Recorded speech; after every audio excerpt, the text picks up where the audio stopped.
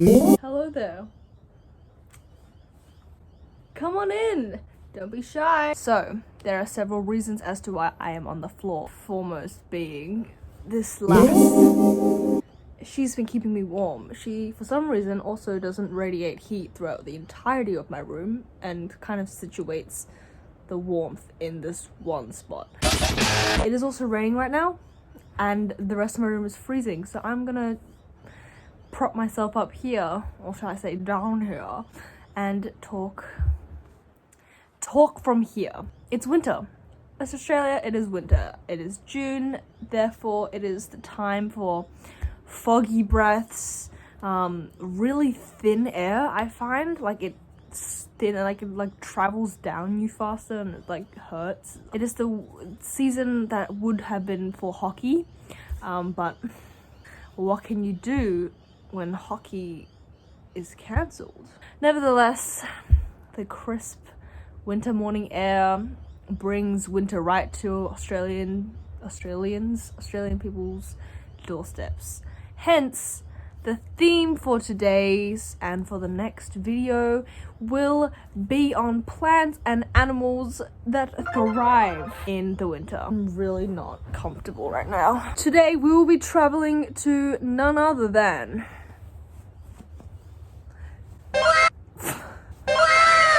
Japan. So stupid. Let's go on a hypothetical little isolation tour, because we can't leave, and explore the wondrous species of the Japanese maple tree. The Japanese maple tree is scientifically named, I'm gonna say, the Acer palmatum. And it is a species of woody plants, in other words, a small tree.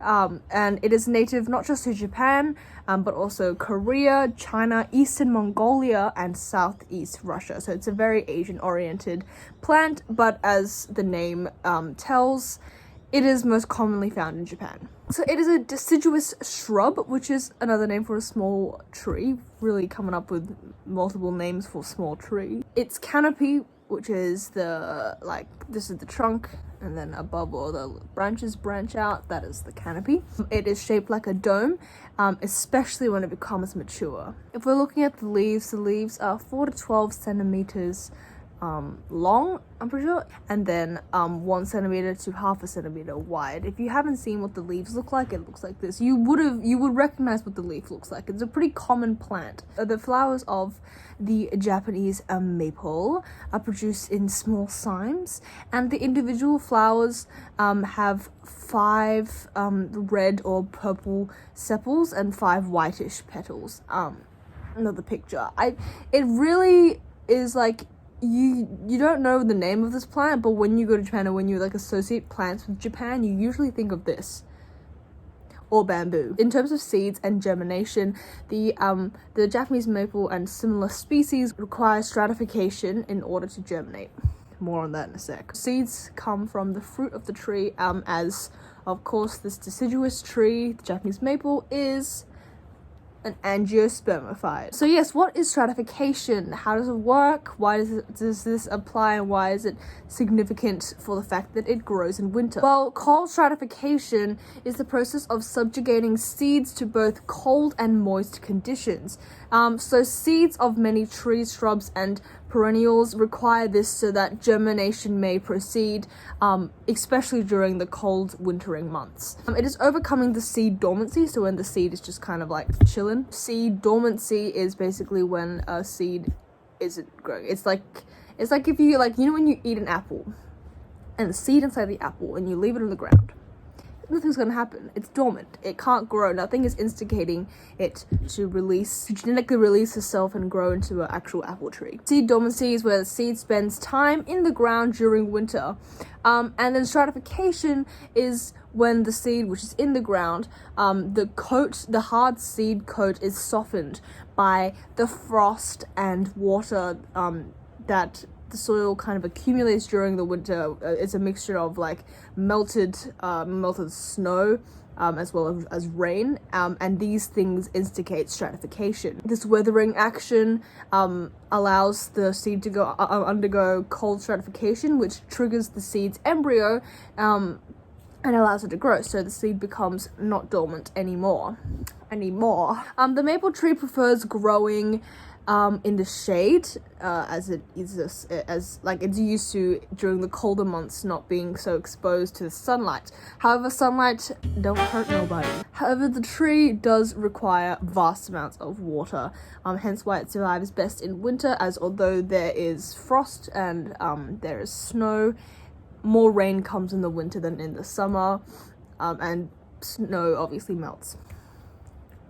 In terms of a bit of a history to finish off, I always find when I studied art in year 8, I always found like Japanese artists, they really focused and like hounded down on these trees, these Japanese maple trees. They were such a significant part of the Japanese landscape that, like, if you look at any Asian art, any Japanese art in particular, you will see a lot of these. Artists especially really focused on the symmetry within these leaves and like the simplicity and daintiness of it, because the leaves are actually very thin and very small, and also they are very sensitive towards the seasons. Spring and summertime they will be like this bright green or like fading into a yellow, but then in autumn it is so beautiful, they become this orange color. And I guess these became kind of like a ecological clock that the Japanese people and Japanese artists followed. The first specimen of the tree to ever reach Britain was in 1820, when imperialism started taking over the world. When Swedish doctor botanist Carl Peter Thunberg developed cultivators for the maples found in Japan and nearby Korea and China, and brought them into Europe. A very popular choice for bonsai trees, for bonsai enthusiasts. Yes, so they became very popular. They're a very aesthetic plant, so they reached Europe and North America quite quickly once the Carl Peter Thunberg cultivated it around. The Chinese actually used the preparations from the branches and leaves as treatment in traditional Chinese medicine. So there you have it. Winter is here, and we just took a nice little trip to Japan. I'm gonna take my kimono off now because this is ugly. Yeah, hope to see you guys next time. Bye.